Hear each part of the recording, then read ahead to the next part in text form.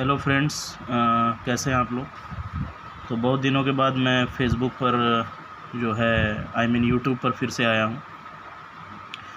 वैसे आप मुझे फ़ेसबुक में भी फॉलो कर सकते हैं, लेकिन यूट्यूब जो है तो वो एक अच्छा माध्यम है जिससे हम लोगों से कनेक्ट हो सकें। मेरा ये एक्चुअली में वीडियो बनाने का मकसद है कि इस बार बहुत सारे स्टूडेंट नीट क्वालिफ़ाई नहीं कर सकें और बहुत सारे स्टूडेंट जो है 600 से ज़्यादा स्कोर किए। कुछ ऐसे स्टूडेंट भी हैं जो 500 से ज़्यादा स्कोर किए हैं और 600 से कम हो गया उनका।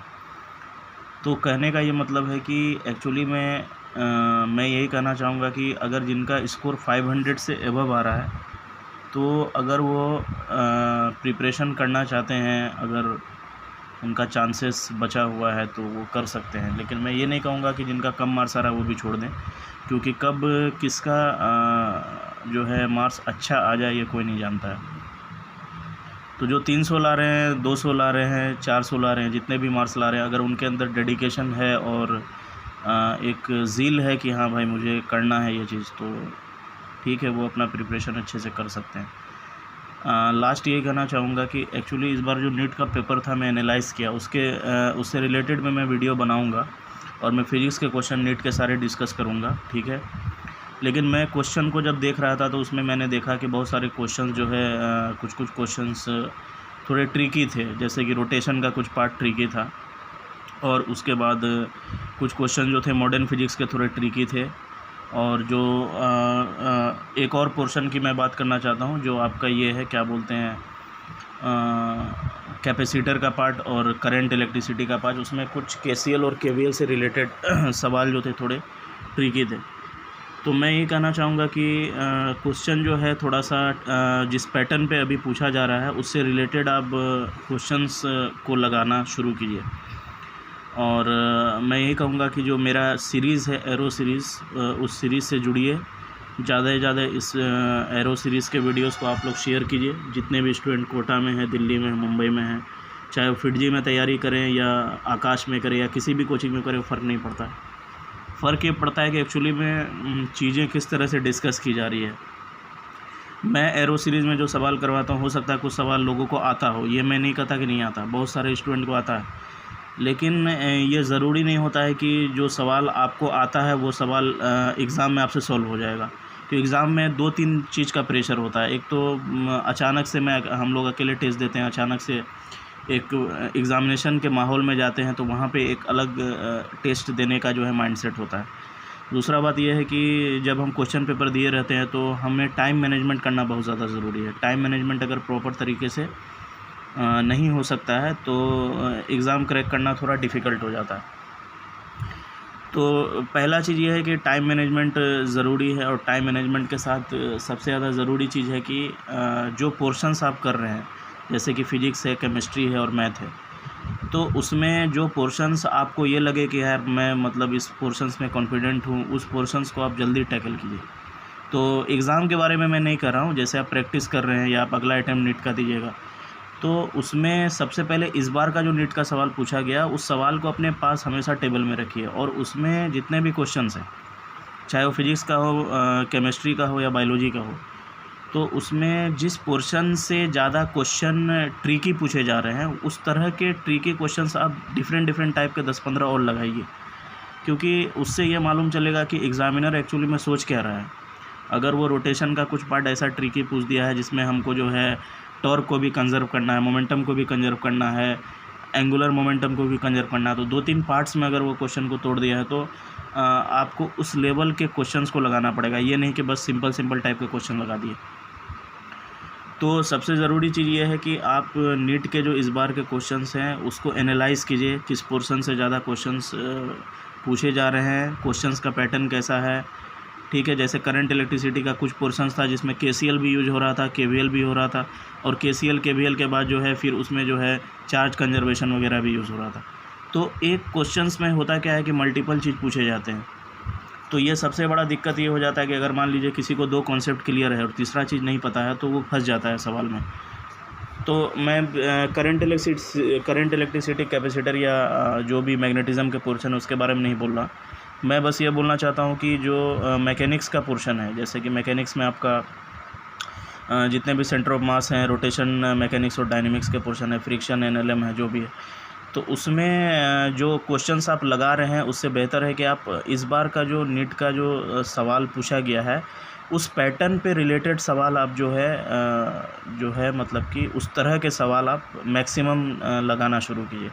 क्योंकि जब तक आप रिसेंट पैटर्न को नहीं समझिएगा, अगर आप 5 साल पहले का नीट का पेपर फॉलो कर रहे हैं तो आप 5 साल पहले के ज़माने में जी रहे हैं, तो ये जो है बहुत सही चीज़ नहीं है। अभी का जो इस बार का पेपर आया है उस पेपर पे जो भी पैटर्न में क्वेश्चन पूछे जा रहे हैं उससे रिलेटेड सवाल जितने भी आप कलेक्ट कर सकते हैं कीजिए।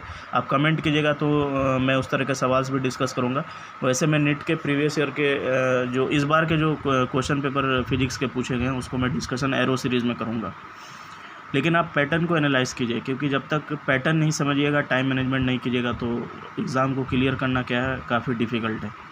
तो पैटर्न को एनालाइज कीजिए, एग्ज़ामिनर क्या सोचता है उसको समझिए, एग्ज़ामिनर किस तरह का क्वेश्चंस को सेट कर रहा है, क्यों वो पैटर्न को डिफरेंट कर रहा है, ये सब चीज़ का एक प्रॉपर मैप बनाना पड़ेगा, तभी जाकर कुछ पॉसिबल हो सकता है। तो मैं एट लास्ट यही कहना चाहूँगा, जितने भी स्टूडेंट नीट नहीं निकाले हैं, जो निकाले हैं उनको तो मैं कॉन्ग्रेचुलेट करूँगा, और जो नहीं निकाले हैं मैं उन्हें यही सजेशन देना चाहूँगा कि यार कुछ भी डिफ़िकल्ट नहीं होता है, ऐसा नहीं है। अगर आप पैटर्न के साथ अच्छे लेवल पर प्रैक्टिस कर रहे हैं, अच्छे माइंडसेट के साथ प्रैक्टिस कर रहे हैं, आपका डायरेक्शन सही है, तो स्कोर करने के चांसेस अच्छे रहते हैं। मैं ये नहीं कहूँगा निकल ही जाएगा, लेकिन अगर वो पैटर्न और वो सही डायरेक्शन के साथ आप अगर चल रहे हैं तो एग्ज़ाम क्लियर करने के चांसेस हाई हो जाते हैं। ठीक है, तो रिसेंट पैटर्न को समझने की कोशिश कीजिए। मैं बार बार इसी चीज़ को रिपीट कर रहा हूँ कि रिसेंट पैटर्न को समझिए, उस चीज़ से रिलेटेड सवाल जो है उस चीज़ को आप ज़्यादा से ज़्यादा टैकल कीजिए। और लास्टली मैं ये कहूँगा कि जिनका नेट क्लियर नहीं हुआ है वो ये नहीं सोचे कि यार इस बार क्लियर नहीं हुआ तो मेरा दूसरा बार क्लियर नहीं होगा।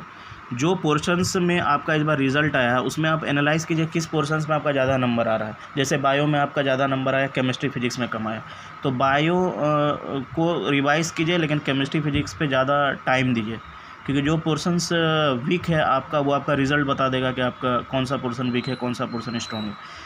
तो जो पोर्शन वीक है उस वीक पोर्शंस के जो है मतलब उसको एक मैपिंग के साथ एनालाइज़ कीजिए कि इस पे पैटर्न बेस्ड सवाल किस तरह के इस बार पूछे गए, और उस चीज़ को आप प्रैक्टिस कीजिए। एटलीस्ट कोशिश कीजिए कि मैं मैक्सिमम ऑब्जेक्टिव लगा सकूं, जितना से जितना ज़्यादा हो सके, और वो पैटर्न में लगाऊं जो रिसेंट पैटर्न जो चल रहा है उस पैटर्न को मैं यूज़ करूं।